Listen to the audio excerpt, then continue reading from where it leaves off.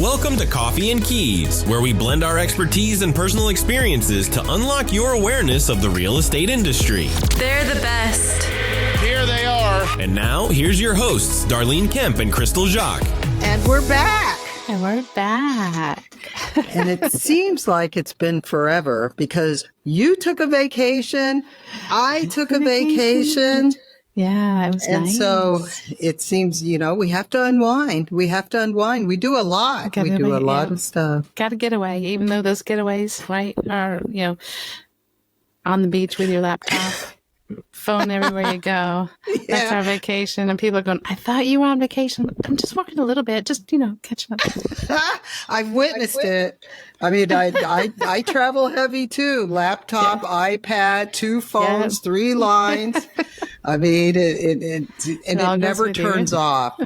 We would be bored stiff if it did. We would. I think that the true adage is that if you want business, take a vacation. It always piles up right before vacation, but always before and during. I think I got a couple of listings on this last one, so I was pretty busy on vacation. So we just take it when it comes, and we, and love what we do, so we really don't mind doing it at any time, right? Most times. Not at all. Yeah. But because we always seem to run out of time, we probably should lead right into it. So episode 3, part 1, we talked about contracts and some of the highlights of a contract, the terms that buyers should know, like EMD, which is an earnest money deposit. I earnestly want to buy this house. That's right. You earnestly want to buy this house. How much do you want to buy it? With love and affection. I love that. Have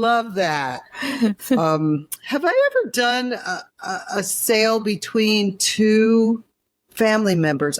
You probably have done that more than I have. Yeah, I have seen that a lot where, somebody will come, a past client or someone, and say, hey, my daughter's going to buy my house, but we just need a contract and I'm not an agent. I can't do a contract. So, that'll come back and it'll say for, the earnest money deposit is love and affection. Love they don't and have affection. to have love and affection. So you don't but again, have to I don't have think money. No, but I don't think you can get many sellers to accept for love and affection, right? Depends. But if they back out, they get the love and affection. Because that's what the earnest money deposit there is for, right? That in the event that the buyer just decides to walk away, the seller gets to keep it. I don't know if there's that much love in the world, though. Right? Really? I don't know. But anyway, that's a good highlight of earnest money deposit because buyers automatically think it has to be money. And it doesn't have to be money, although that is the norm. And if you don't know that seller, that's what they're going to want. Yeah. It's the matter of how much money really makes your loan or your offer stand out over somebody else's, right? That's how seriously are you about buying this house? Yeah, that's true. Because as an agent, and I do listings and sales, or I have sellers and buyers. I'm pretty even on both sides.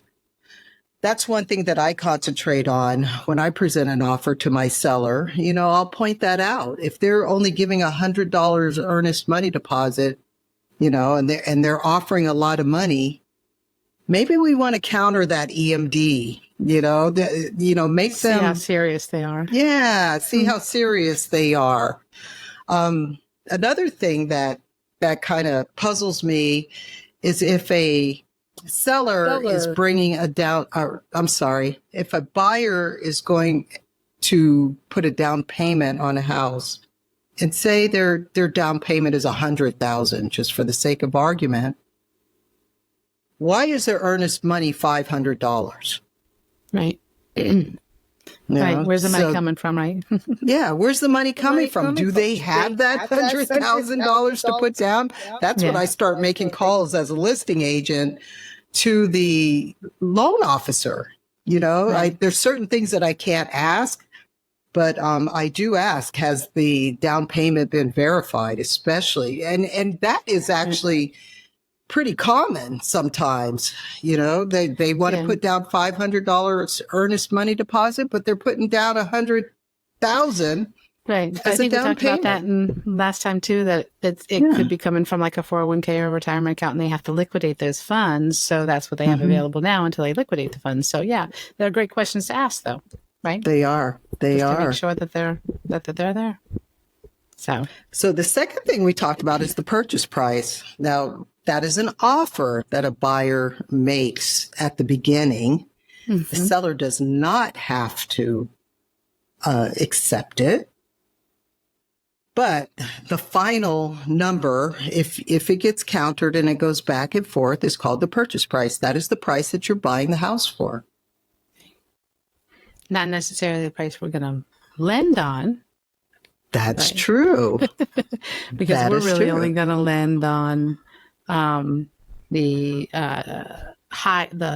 we're lending on based off the appraised value or the purchase price, whichever's lower. Whichever's lower. So, right. So whatever that property sales price is, we're going to order an appraisal. And if the appraisal comes in higher than the purchase price, then we're going to lend off the purchase price.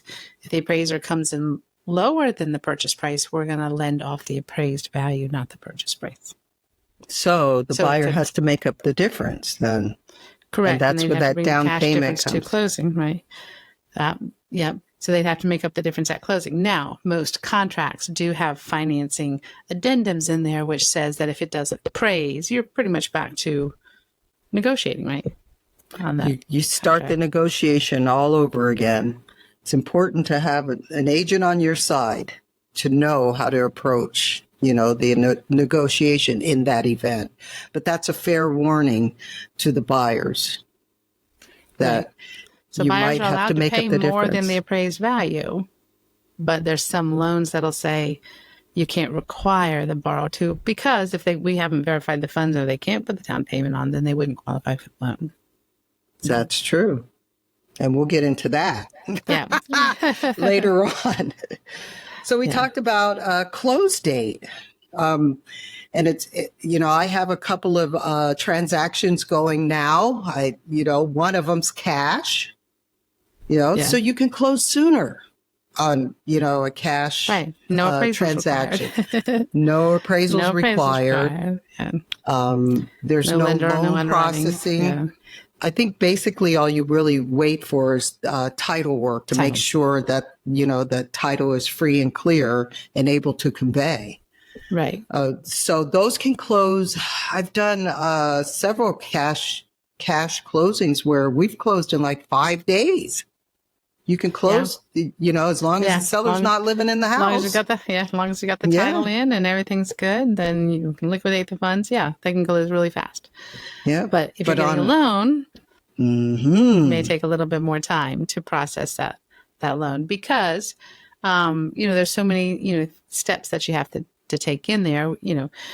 We've got to order an appraisal, but you don't want to order that appraisal prematurely, right? Because we're going to make sure the home inspection gets done and all those things get done. We have to have the full, application and everything back in. So once we have the okay on the home inspection clearing, then we'll order the appraisal. Most appraisals take about 2 weeks, right? So if we're waiting a week for the home inspection to be done and then 2 weeks for the appraisal, and then we can normally close within a week after that, that gives you, a 30-day closing. Right? 30 to 45 days. Yeah, we can normally get them done in 30 days, but again, it depends on the process. It depends on how busy, the time is. It depends on how many loan files are in front, right? Or what the turn time is on appraisals. Sometimes, the turn time's the full 2 weeks, and sometimes I'd ordered one the other day and I got it back in 4 days. So, but yeah, I had a strange one just recently where the nicest appraiser ever. I think some agents are intimidated by the appraisers because they're going to give you your value. Right. I know I am sometimes. I run against, some appraisers. I'm like, ooh, I better not say anything because he was straight to the point and, you will do it my way. And, and then there's some that you can just talk to. And I had one just recently that called me, I was the listing agent and she called me to, get access to the house. And, we just started talking talking back and forth, and it was such a pleasant conversation. But let me tell you, that appraiser, after she said, I'm going to have your report in 3 days. And I was like, oh, wow, Nice. this is great. Then next thing you know, she's calling me. I need somebody to go up in the attic and take a picture here. And my seller was gone. So, we're running around trying to get pictures. But we got her pictures that day. And then she calls me the next day. Can you go out to the shed and take a picture? I'm like, you sure you're going to get this done in 3 days? But anyway. She must have been in a hurry doing that appraisal that she forgot those couple of steps. But again, we all work together as a team, right? Whatever it takes to get it done. Whatever it takes to get it done. I definitely don't. I do not complain. I'm like, okay, I'm going to do it. When do you want it by? Yeah. So the close date, we said, has to be realistic. And really, at the stage that we are at now, it's the buyer's suggestion. Now, your agent probably should have talked to the listing agent and asked, Right. What's the seller looking for? Does he have to stay? Does he have to be out right away? What's their perfect scenario? What would satisfy them? If you're look at our offer more than anybody else. I was going to say, if there's a term that you can meet, that's one of them, of the contract. That's something that you could give the seller, hopefully, is their closing date, but the buyer suggested up front. So, and then the other thing we talked about are the different loan types, because there are so many different loan types. I can't keep up with them. And honestly, I don't know how you keep up with them because there's so many. Yeah. And it really, conventional, conforming, non-conforming, and then your government-backed loans, your VA, your FHA, USDA. You've got your first-time homebuyer programs here. We call them Virginia housing, loans and things like that. So, the contract will specify what loan program that buyer has been pre-approved for so that they know what's going to be required based on those loan program guidelines. Because again, as a lender, I'm looking at the contract differently than, say, an attorney would. They're looking for the legality of that contract, right? And or what an agent would look at, because the agents are looking like what's going to make both people happy, the buyer, the seller, and negotiate everything in. I'm going to look at what's going to make my investor happy, because we need to make sure that we meet the loan program guidelines in that contract. So we're going to read the contract and make sure it fits the loan. So when a buyer comes to you, because they usually start at me, and then, I shift them over to you to make sure they qualify as a lender. When they come to you, you fit them in a box, like a lending box, because you're the God on that. You know what's out there. I know the basics. I know an FHA. I know a conventional. I know a VA. I know a first-time home buyers. And usually that's what people come when they come in the door. And we just had one. We both were on vacation. We just had one. I was calling you. They want a first-time home buyer's loan. I know what they are. But you take this person and you qualify them, and then you fit them in a box, like suggest based on what you know about this buyer, do you suggest the proper or best loan program for them? We always like to give options. In other words, I always tell everybody, give me all the pieces to the puzzle right up front. If I have all the pieces, then I can tell you what box we can get you fit into and what one's going to be best for you. But then we always like to give options. Here's your conventional option. Here's your FHA option. If they're military, you could have a VA option. There. If that property is located in a rural area, we may be able to get them a USDA. So I'm going to get all the pieces together, but the property is a big piece of what loan program that they'll be best for. If it's a condo, it has to be an approved condo, right? It has to be, if we're going FHA loan, it has to be an FHA approved condo. If I can't get an FHA approved condo, we might be able to switch to conventional. So, all those pieces of the puzzle is what we're really trying to put together. And so we're trying to get all the borrower's information right up front, which is why you do that pre-qualification up front, so that when you take them out to start looking at homes, what we're looking for then too, because my letter will say this is an FHA loan, a VA loan, conventional loan. And there's certain guidelines that when you go to write an offer, that they have to pay attention to. Like, I know in today's world, we don't see sellers. Oh. Right answer, Darlene. Right answer. That wasn't the sweet dog. I love it. And hopefully Grant will do wonderful things and get that out. I think we should leave it in, to be honest with you. He was right on cue. Right answer. What? He's got that bark because... Now, where was I? I should know better than to lock them out before I start. Oh, my gosh.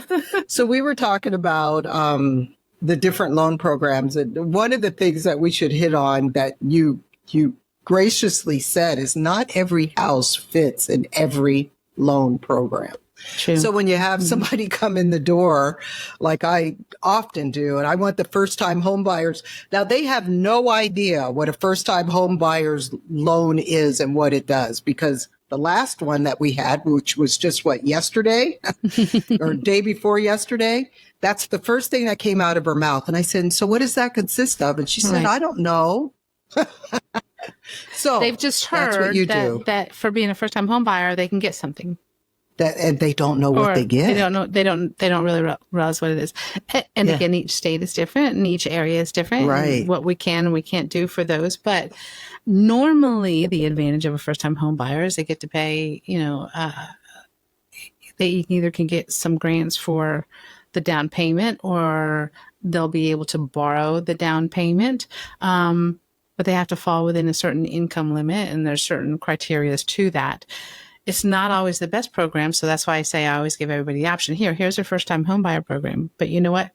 We might be able to get you better interest rate on a normal FHA than going a first-time home buyer FHA if you've got down payment money. So really, that's why I say having all the pieces to the puzzle really kind of helps figure out what's the best option for them. And it's nice for you to know when you're making that offer what they've chosen to do. What they've chose to do. What they chose to do. Mm-hmm. So they need to have all the pieces to the puzzle, not only the down payment, but what closing costs might be, or, and can a seller pay closing costs for them? Again, if you were in a market where they allow them to do that. But so then that starts why we're here 20 minutes later. Yeah. Episode 3, part 2. Right, episode 3, part 2. Starting back with. So we're going to talk a little bit about settlement expenses, because that is a big question when people walk in the door wanting to buy a home. And it's so exciting. It's so exciting to purchase a home. It really is. And I get so excited every time I get a buyer, that this is what we're going to do. And we have a great example through the buyer that's getting ready to close, in a week, because she really was very green about it. And we walked her through, and she's more excited than anything now, which she's getting ready to take on. Yeah. So one thing that buyers say when they come to me and we get into it, they've gone to you and, you've explained it, you fit them in their box, and they come back to me. And, we go out. And so they say, well, I want closing cost assistance because my friend got closing cost assistance. And my dad said, I need closing cost assistance. And history said that, 30 years ago, they did pay it. But in today's world, it's hard to get a contract through that way, right? It's hard. And what is it? What is all... To a lot of buyers, closing cost assistance is a thing. It's closing cost assistance. Right. But in reality, closing cost assistance or closing costs are just that, the cost to close. It's the cost that's the cost of closing a real estate transaction.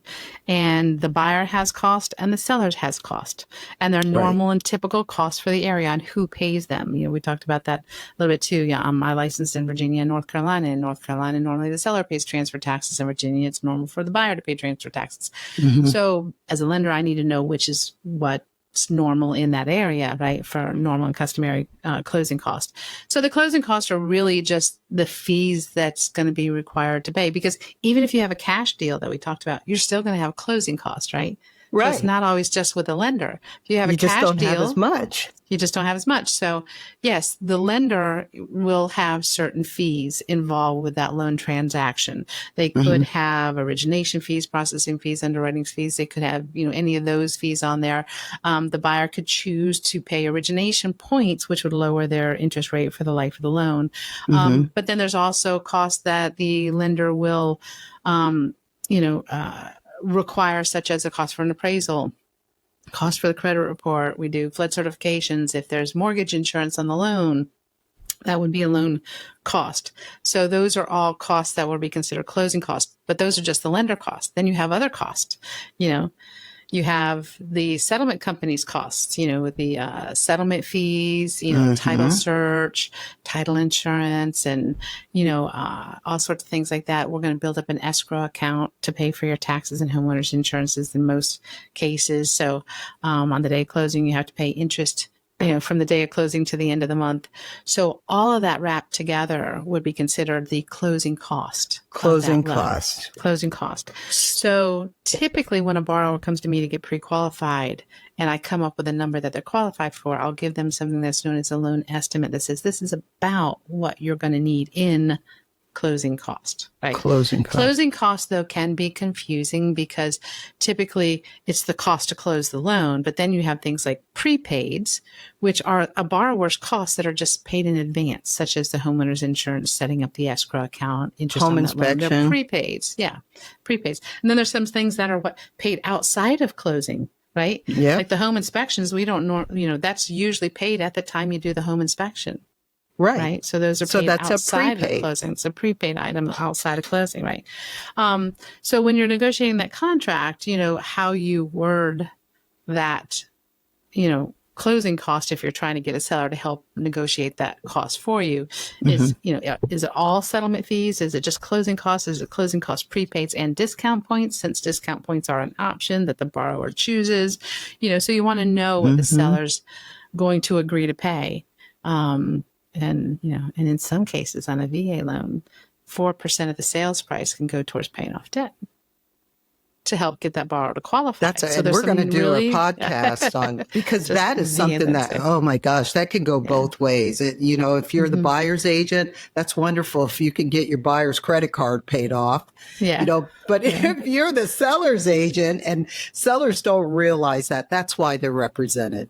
So you get an experienced agent like myself that says, wait a minute now, they want to wrap their American Express card, and they can legally on a VA. They want to wrap that in the closing. Yeah, they want to wrap that in the closing cost. And the seller. However, there's advantages to that too. I was actually just working on one just yesterday where the house has been in the market for a little while, but it was just a little bit outside of this buyer's price range based on what she looked at right then and there. However, she's got about $7,000 left on a car note. And if she pays off that $359 car note, now she qualifies for that house. Qualifies. So instead of going in, and since it's been on the house market for a while, and they looked at, instead of offering $10,000 less for the house, they went, oh, we'll give you full price. But now I'm going to ask you to pay that car off, because now she would qualify under a VA loan for that sales price. So it just helps more deals work. It's just taking those pieces and putting them together and see what box they fit in. If the seller doesn't agree to pay off the car, she doesn't qualify. So, that's true. So as you long as the you seller can get the understands house it from that point of view. Yep, you can get, and that's usually the point of view we go with. So it's not just paying it off, but she'll qualify if this is paid off, but she can't unless she gets the money somewhere else, obviously. But gift money, things like that. So that's one of the reasons we kind of work all those. And that's why it's nice to know what all your options are, so that when you find a house you really like, you can figure out how to make it work. And there's so many tentacles to it. There's so many avenues. I mean, it really does take a village to close a loan. It does. If everybody does their so part. Involved. So many people involved and things like that. So closing costs are also settlement expenses, and I think that's the term that they use in a contract, is settlement expenses.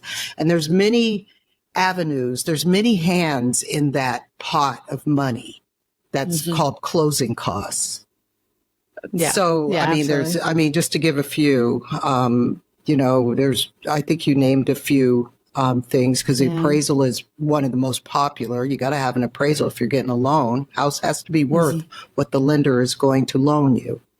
Right. Yeah. You can buy more, you can pay more, but we're only going to lend you the lower of that sales price or the appraised value. Right. So you can agree to pay more than the appraised value, but some loan programs say that you're back to renegotiating if it doesn't appraise. If it doesn't appraise. You can't obligate somebody to buy the house if it doesn't appraise unless you renegotiate the contract. Yeah. And then, truth be told, nobody works for free. Yeah. There's cost for the title, the title company or your attorney. Yeah. Got somebody out there doing a title search on the property, totally different. They need to get paid for their job. If you get a survey, that surveyor is going to need to be paid. Yeah. So, and if you buy in a homeowners association or condo association, they have to prepare paperwork for you. So they're going to charge you for that too, right? That's right. Those admin fees. So, normally, what my job is in the beginning, once, you bring me a contract, is to kind of guesstimate what all those fees are going to be so that we know exactly what that borrower needs to bring to closing. Because I have to verify that they have the funds, and I have to verify that the funds are theirs. They haven't borrowed the funds. The seller didn't give them any funds. The agents didn't give them any funds. There's no commingling or coercing there, So that's all of part of the loan part of looking at the contract, right? So again, I don't look at it from a legal point of view. I look at it from a lender point of view. Just make sure it meets the guidelines. And so then sometimes we'll go down the list, but you're usually spot on. I mean, there's and again, no it's just surprises. knowing your market. Yeah. Just knowing your market and know what's normal and typical in this area. And when you do it, over and over again, you kind of get used to it. But, there are occasions that things come up that you weren't, aware of. And, it could vary, like a survey, if they're out there looking at homes, I don't know if they're buying a townhouse or if they're buying a 5-acre lot. The survey price is going to be much different depending on which one you go on that one. So we're only going to guesstimate in the beginning, but again, by the time we get to the end, hopefully we'll have some really hard figures for it. So we're out looking at a house, and of course, when you're showing homes, there's different price ranges. I've never been out, and every house is the same price. Right. But you always get to that house, and they look at you as the agent, and they go, "How much is my closing cost going to be for this one?" This one. There's a quick rule of thumb for agents, There is a rule of thumb, but it doesn't apply to every deal. It doesn't apply to every deal. A lot of these costs are set fees, right? And then some of them are percentages, but some of them are percentages of the sales price. Some of them are percentages of the loan amount when it comes to transfer taxes and things like that. So, the good rule of thumb that we use is 3 to 4% if you're in an average sales price. So in this area, an average sales price is around $350,000. So, to 400 now, maybe a little higher. But so you're going to range. I saw in the between median price today, in fact. Yeah. So, so that will vary. But if you're buying 100 and 150,000, you're probably looking closer to 4 and 5%. Right. But if you're buying up in the 600, 700,000, you may only need 2.5%. Right. So, but a good rule of thumb is 3 to 4%. So that's interesting, because the lower you get, the higher. Right. Because remember, we said a lot of those fees are just set. Are fixed. They're fixed. Right. Right. So they're not I get this question all the time. Yeah. They're not going to be a percentage of that loan. The appraisal is not a percentage of the loan. It's a fixed fee. It's a fixed. The credit report is not a percentage of the loan. It's a fixed fee. So correct. So when you go and recalculate percentage, the lower sales price, you're still going to pay the same amount for an appraisal, whether you're buying a $100,000 house or a $600,000 house. And now if it's a unique, they may charge a little more, but all in all, those fixed costs are the same. So that's why it's a higher percentage on a lower sales price and a lower percentage on a higher sales price. So when we're standing in the house, because I always get this question, they're feeling the house, they're looking around, and they go, okay, because you cannot, and this is another thing that people don't realize, you cannot finance closing costs. You can't finance I think that is a big misconception. It is. I've had people say, hey, well, can I finance that debt? Can I just roll it into the price? No, you can't. So that means you have to bring that amount to closing. And we have to verify that the buyer has it before we can even approve the loan for them. Now, there are some costs that are financed in, such as on VA loans, we finance in the funding fee. On FHA loans, we finance in the mortgage insurance premium, but that's about it. That's Most about of the it. other times, the costs have to be paid at closing, right? So that's something that these buyers should be aware of, because it adds up quickly. It does. And a lot of people are thinking down payment, right? And get FHA loan, 3.5% down. They got that figured out in the head. They think that that's all they need. They forget that the closing costs, they got to bring that too. Yeah. So when they see that 30 years ago, number, when I started in this business, it was typical for a seller to pay that because it took 6 months to sell a house when we were in the, 13% interest rate bracket, and the market was just different. It was considered a buyer's market then. So the sellers were willing to do anything to get their houses under contract, where now it's kind of switched, right? What would you say the market time is on houses now? Oh gosh, 10 days, maybe a week. Yeah. Yeah. So 10 days if if it's not a nice one. So why does the seller have to pay closing costs, right? He may get 2 and 3 and 4 different offers, and he gets to choose the best one. I know, so as a listing agent, closing cost, it as makes a listing agent, that's the first thing that I say. Well, who wants closing costs, and who says they'll bring their own? Yeah. know? Yeah. Because it's, you're really looking at the bottom line, and the seller's always hoping to get the highest bottom line that he can. So when you're in a contract, it's not always just the sales price. It's the sales price and then the cost if they're asking for any fees, Right. So it really is, the old saying of your gross income versus net income. So it's what you want to walk away with at the end. It's subtracted from if the buyer's asking for closing cost assistance, and that is assistance for their closing costs. They want the seller to give them some assistance. Yeah. If they're asking for that amount is subtracted from the seller's bottom line of what they're going to take. Comes out of their pocket in the end. That's right. So the less, the better. Right. And then the lender also, the loan programs will tell you what the seller can pay for that loan program, such as on a conventional loan, if they're only putting 5% down, the seller can only contribute 3% of the sales price towards their closing costs.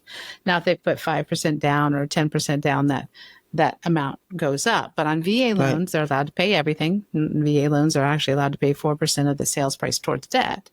FHA loans, they're allowed to pay up to 6%. So again, when I'm looking at the contract, I'm looking to make sure that it meets the guidelines. And that's what we're looking at. Investor loans, and a lot of people forget about this. Investors are always wanting to get the bottom line and get the seller to pay everything, right? 2% is the max on a conventional loan that the seller can pay for an investor. So, and it's important that your agent knows that, because I've been on the other end as a listing agent, and I get this contract that I'm like, they can't. My seller can't pay all of that. They're not allowed to. And the problem is it's just left on the table afterwards. So that buyer doesn't get the advantage of it. It's a full education out there when you're representing somebody, because the buyers and the sellers don't know this. That's why we're here. That's why we're here.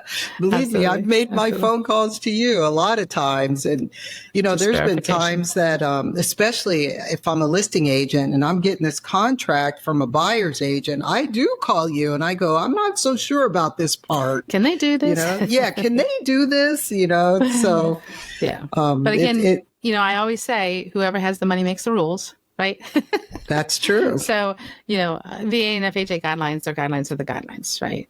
Unconventional, if it's conforming or non-conforming. If it's conforming, we see the guidelines from Fannie Mae and Freddie Mac, and I could tell you. If it's non-conforming, whoever wrote the rules for the loan is who's going to tell you what That's going to tell you what you can do. Yeah. So to wrap that up, closing cost assistance is the buyer asking the seller to contribute towards their closing costs. Assistance. Right? Correct. And when you have a loan and you have a down payment and closing cost assistance, and this is how I explain it to my buyers, it's 2 pots of money that you add together. So you have, you're supposed to bring on an FHA 3.5% down. You have that money. Now you have closing costs the cost of closing the loan or doing the transaction, that's a different pot of money. It's another 3 or 3.5%. That it could be another 3 and a 3.5%. That's right. Yeah. So, Yeah. you know, one of the good things, and a lot of buyers think it's all or nothing. You know, I'm going to ask for all my closing costs. Well, you don't have to ask for all of it. You could ask for some of it. Maybe it's $9,000. How much do you need? That's right. How much do you need? Because the least, the better. You know, you might in this type of a market. Yeah. That's right. And it depends on how it's written too. I write it different ways on my approach. Sometimes it's a percentage, you know, and sometimes it's a hard number. You know, if you say if your closing cost is $9,000 and you go, well, I've got $3,000 in the bank.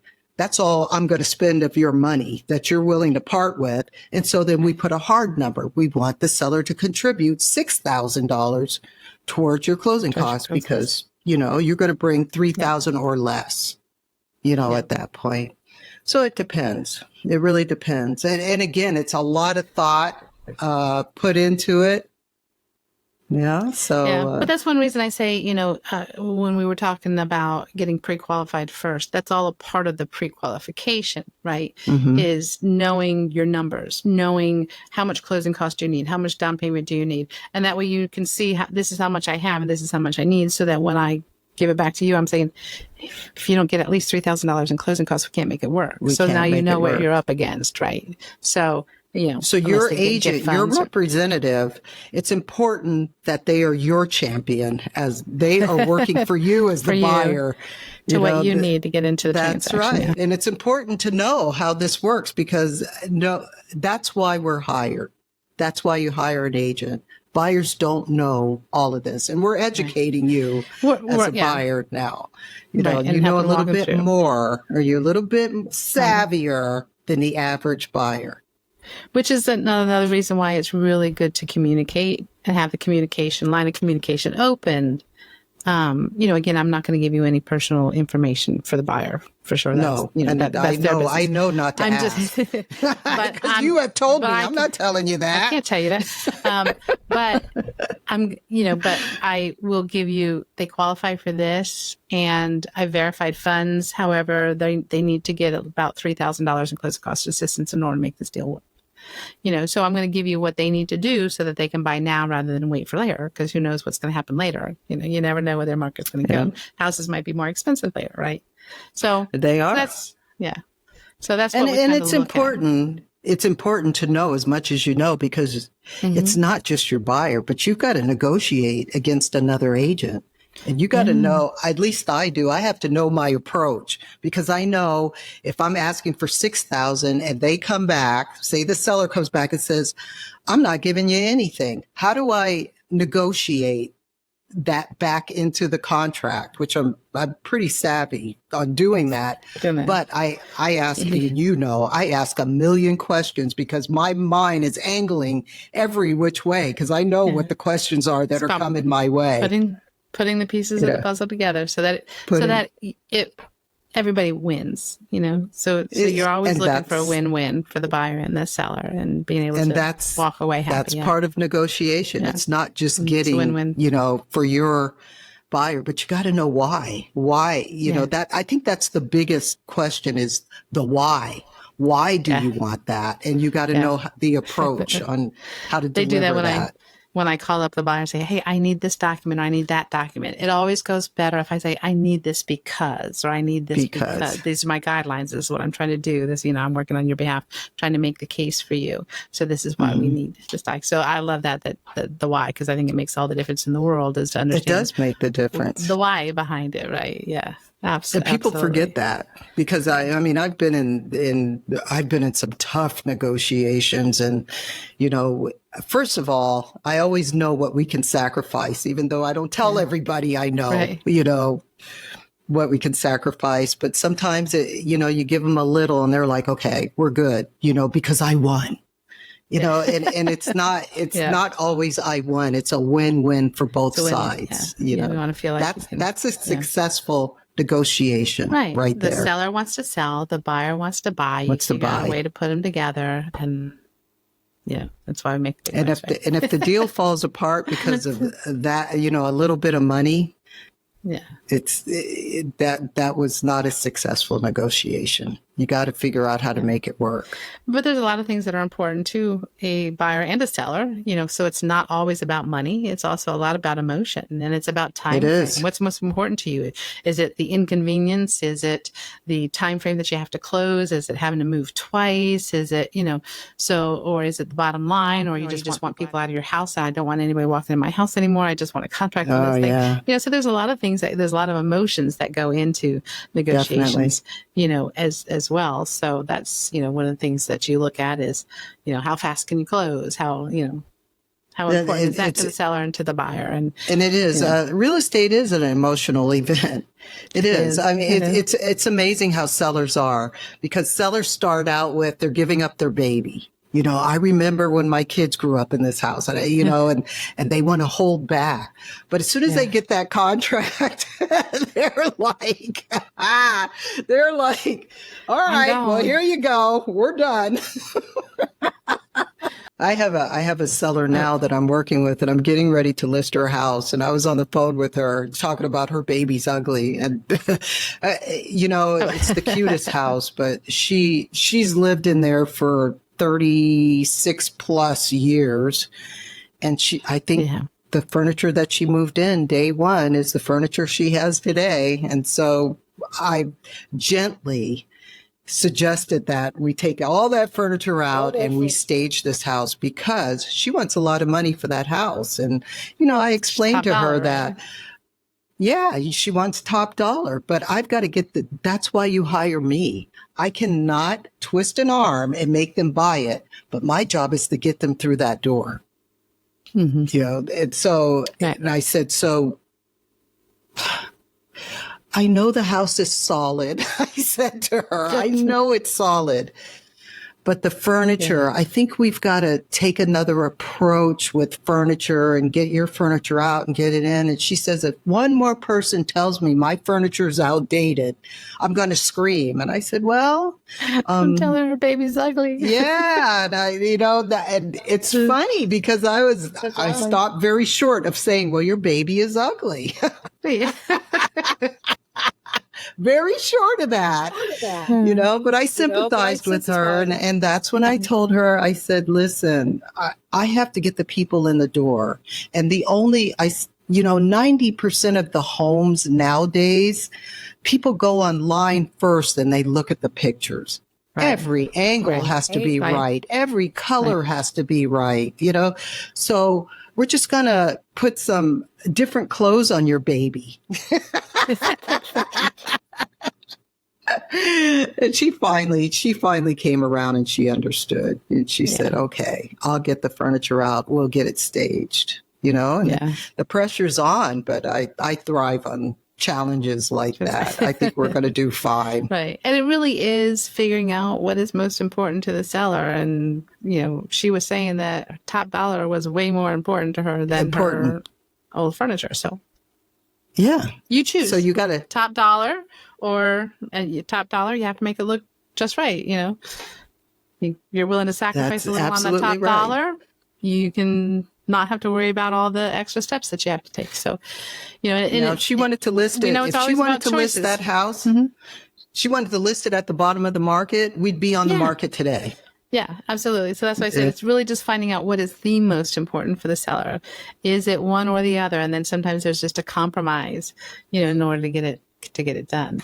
You know, it's a lot better to have you say things like, you know, your baby needs new clothes than to say, put a house on the market and not have it sell, or have somebody come in and really lowball it or offer something, right? So she would be insulted. About communication and being honest with people, right? Absolutely. Yeah. That's knowing the what your hard options part. are. That's because I am 100% honest with people, probably too quick. I mean, I will say what's on your mind. Like, ooh, maybe I shouldn't have said that. Yes. Oh, man. I think it's important to hit what would stop a transaction in its track where the buyer gets denied. Because everybody wants absolute answers. I get that question all the time. When are we in escrow? Are you sure I'm going to be able to close? An absolute answer. What are the important If I could give you an absolute, and if I could give you an absolute answer, then why do we take so long to close, right? We could close tomorrow then. If nobody cared that it had clean title, if nobody cared that the house would appraise, if nobody cared that, you got a home inspection or the condition of the property, they close quick because nobody cares to check it out and make sure. So that's one of the things that, we do in the process is, I think the contract has, time frame in there where the buyer has to have a full loan application, process for a ratified contract. Well, that full loan application includes a signed application that has the property address in there and then it's dated and the loan estimates are out. And we received all the documentations, the income documentation, bank statements and things like that to start that process. So we get everything up front, but during that process, we're going to have to, verify, third party on all of this, the verification of employment and verification, of different aspects that's within that application. And then we verify all the way up till before closing because we actually have to call the employers within 5 days before closing to make sure that they're still employed, right? That's burned us a couple of times, right? So we were talking earlier about a buyer. Changed jobs. Yeah, we were talking earlier about a buyer. You guys, that's right. Yeah. You guys did the employment verification and they said he left. He's no longer employed here. Yeah, so we scrambled and got his new employer and got all the information. Yeah, but and the other thing is we always do a refresh on the credit, and a lot of people forget about that. They're out there going and buying washers and dryers and new furniture and new cars. So we're telling them from day one, don't. So what are the don'ts, real quick? Because I'm looking at the clock. Yeah. Don't change jobs. Don't change jobs. Again, we can get around them if you change for a better job in the same line of work, but don't risk it. We got 30 days. We're going to try and close you in 30 days. Don't change your job. Mm-hmm. Don't get any new credit. Don't let anybody even check your credit report. Again, we want you to be able to shop, so a mortgage pull isn't going to hurt your credit score. But we're going to refresh that credit report, and it has to be less than 5 days of closing to see if there's any new accounts on there. Because new accounts, even your credit report will even show inquiries because new accounts won't show on your credit report for 90 days. So we're going to refresh it just to make sure there's no debt. And if you get new debt and it takes you over the debt to income ratio, that could cause a denial of the loan, right? Mm-hmm. So, and then it's really just making sure that they still have the funds that they need to close, that they haven't spent it on other things. They've still got everything that they need. Some loan programs not only require that we verify that you have the funds for closing and for down payment and closing costs, but also that you have what's called as reserve funds, especially on somebody who has rental property or second homes. We have to verify they have so much money in the bank. So not just that, but that they have the reserves. And if we get the bank statements in or updated bank statements and now they've spent the money, that could be cause for a denial. Appraisal comes in and the borrower doesn't have the cash to pay over and the seller's not willing to come down. That would be a denial, right? Can't get clear title. There's some things there's some things that's in the hands of the buyer. So when they ask this question, if they stay, within that, or they do the best or the most that they can do to keep it on the table because they get nervous. Some of them are in leases and they've already given their lease and they're like, well, how do I know this is going to close? Well, if you've done what you need to do, as far as that goes, chances are, and I never give 100% and we can't, but I'm working in the background with the listing agent. There is no 100% until everybody signs on the dotted line. That's the 100%. Unfortunately, but the chances are higher too. So, but we kind of breeze through that. But there are some things that are in control of the buyer, and so if they do what they're supposed to do, and everybody does what they're supposed to do, it should come together. It should. Yeah, 99% of the time. We take care of all the issues, again, with some extra phone calls, some, things like that as we go through and start verifying things and things come up and we see things on bank statements. And, so it's just documentation verification along the way. And then the key is just to be ready to close so we can close on time, right? Be ready to close. So, episode 3, part 3. Episode 3, part 3. Yeah. Right. We That's talked the about next looking. one because we're going Yeah. into another So- part. Yeah. So we looked at the contract from a real estate agent's point of view, and we've looked at the contract from a lender's point of view. So we were going to try and see if we can't get a guest maybe to come on and look at it from a legal point of view, right? Because it's a legal binding contract. It's a legal binding contract, that right? the buyer and the sellers are signing. So I think Yeah. that's important. So I'm excited about Yeah. that. That'd be And it's fun. our Yeah, that'd first be fun. guest. That'll be fun. So I'll have to figure out how to get 3 people on this podcast, right? I think we But can. that'll be fun. I think Yeah, we absolutely. had Grant. Absolutely. We had Grant on one time. Remember, trying to figure it out. Yeah. So we'll Yeah. do it. It'll be fun. It'll be It'll exciting. be fun. Yeah. Yep. Yep. All right. Awesome. Well, you have an awesome rest of your day. Thank you. You too. I think now I'll start working. Right? Yeah. Yeah. This is not our day job. Now we got to work. Now I got to go answer all those phone calls. Now we right? got to work. Now we got to work. But I look forward to the next one. All we right. love doing these podcasts. Well, so we'll and see hopefully everybody. the buyers Episode and sellers 3. and everybody's getting some out of Yep. it. Episode 3, part 3.